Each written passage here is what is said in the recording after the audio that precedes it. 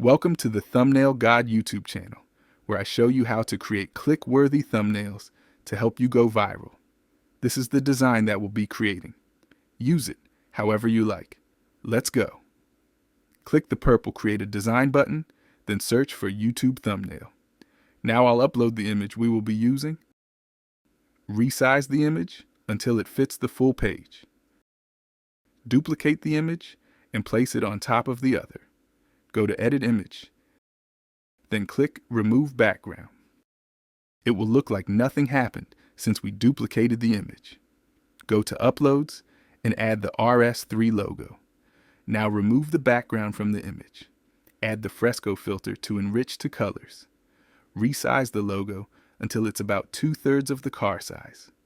Press Command plus open bracket to put the logo behind the car. Add a drop shadow to the RS3 logo. Adjust the angle size to 37 and the distance to 39. Add the fade filter to the background to make the car stand out more. Lower the intensity so the effect is more subtle. This is the final result. If you found this video valuable, like and subscribe, and don't forget to leave a thanks thumbnail God in the comment section.